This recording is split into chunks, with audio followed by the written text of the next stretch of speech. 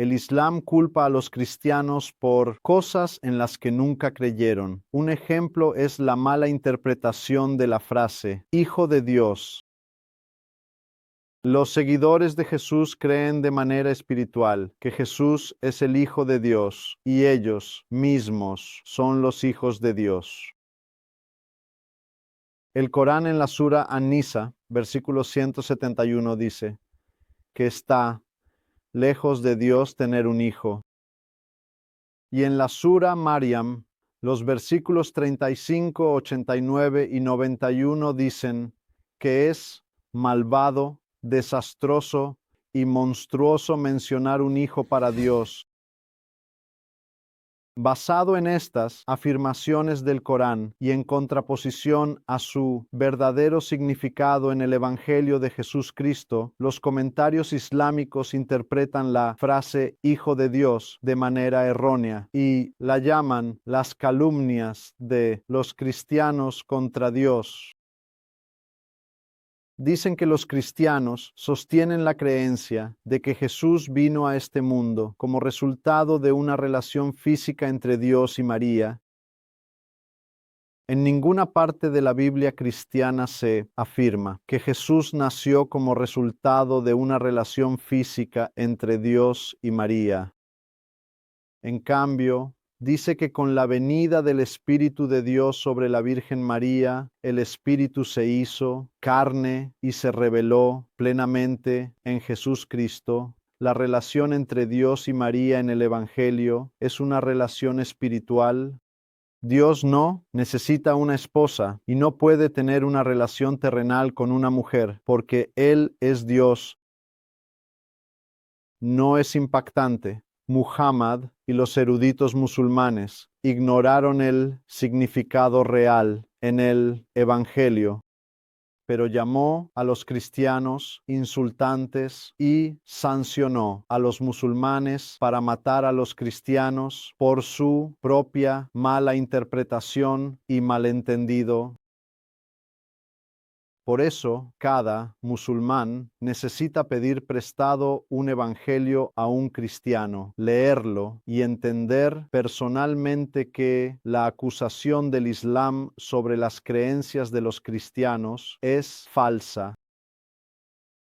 Los musulmanes necesitan entender lo que significa ser llamado hijo o hija de Dios y poner fin a los 1400 años de malentendidos, prejuicios y reacciones duras hacia las creencias cristianas y judías.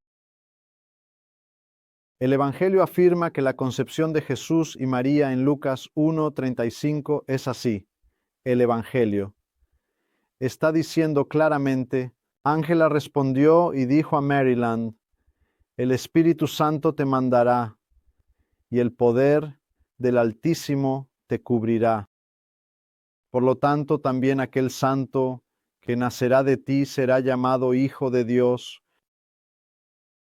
Ves que el Evangelio dice claramente que el Espíritu de Dios vino sobre María y ella quedó embarazada del Santo Niño Jesús. Por lo tanto, esta fue una relación espiritual, no una relación física.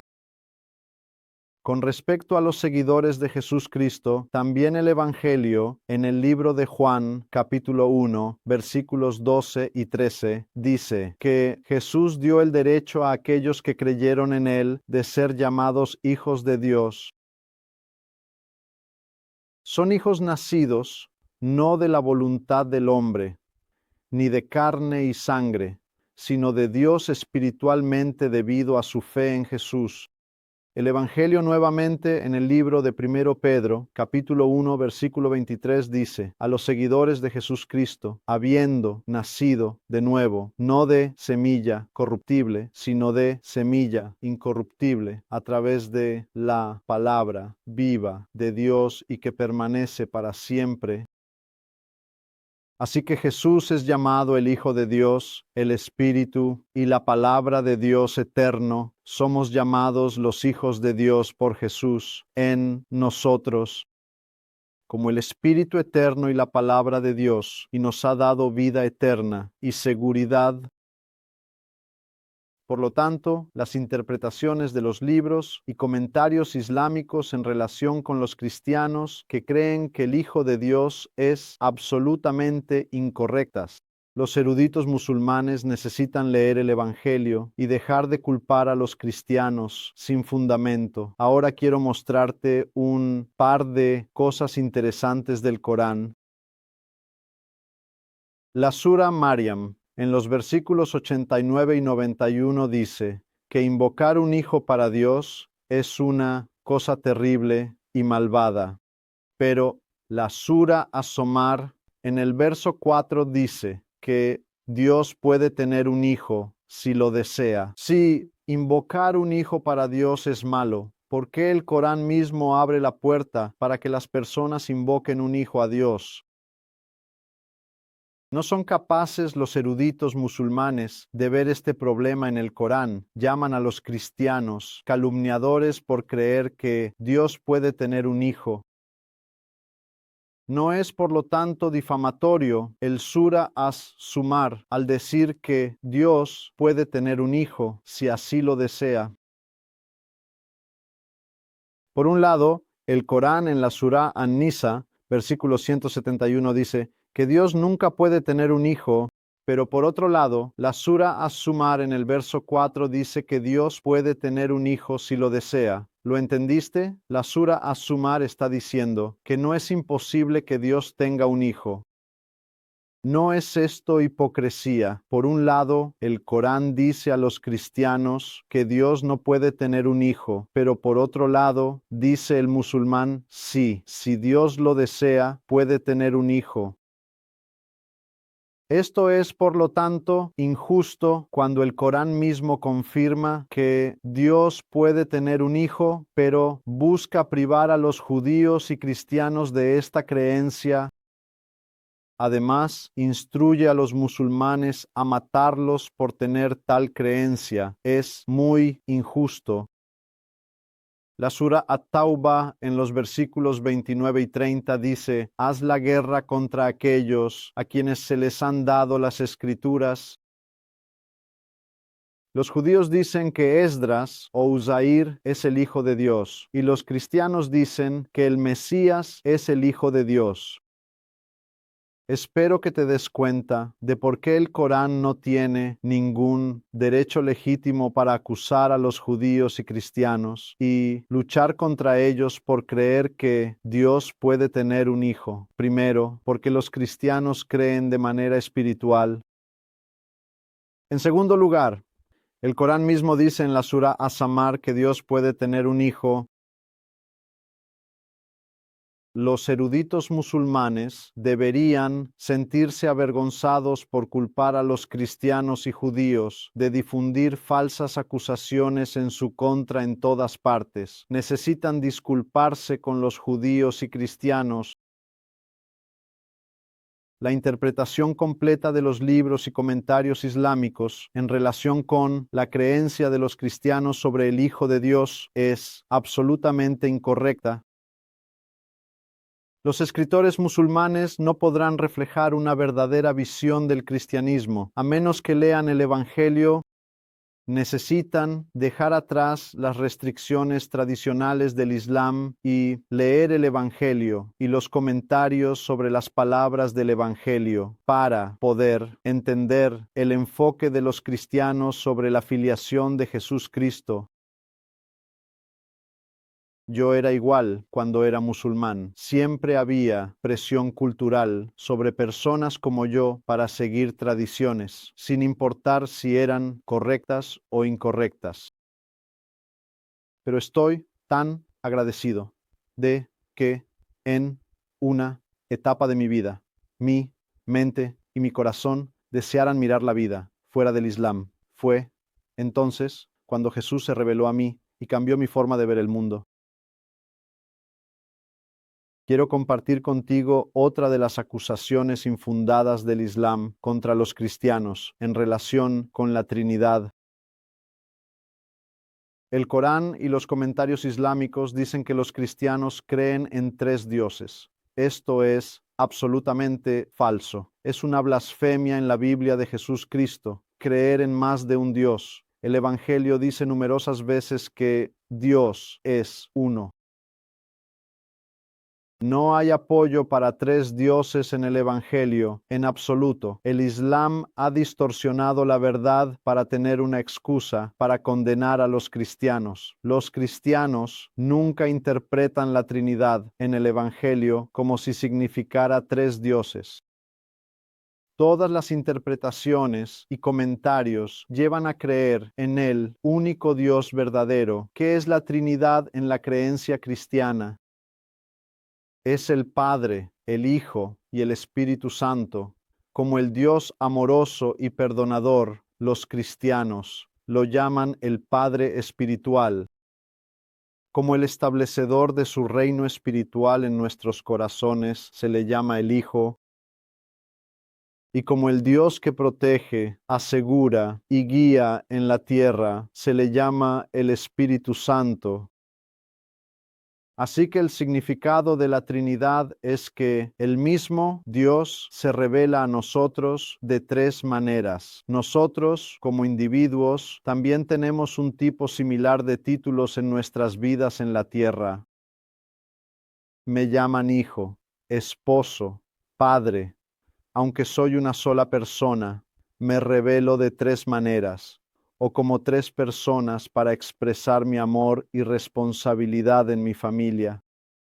Esto no significa que yo sea tres personas independientes. Soy una persona, pero me manifiesto como tres. Lo mismo ocurre con Dios.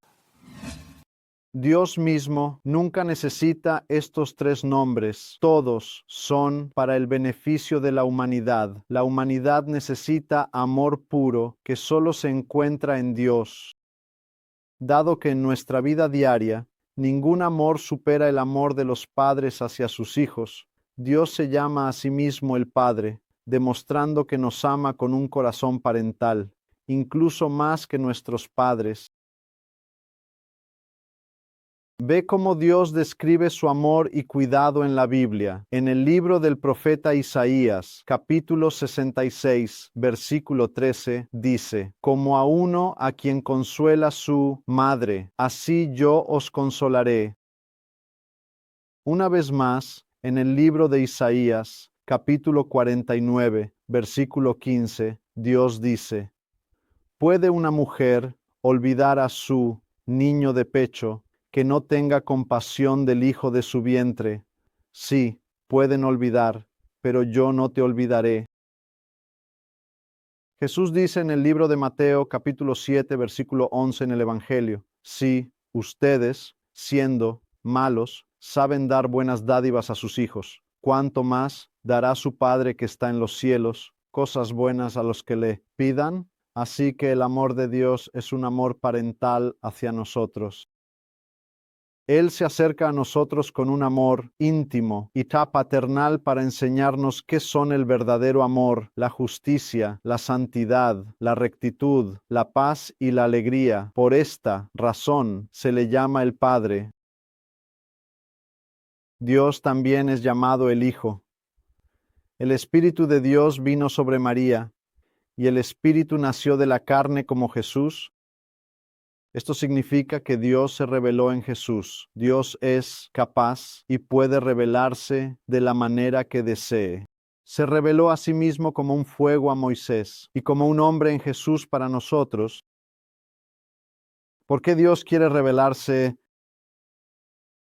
¿Por qué no se esconde como el Dios del Islam?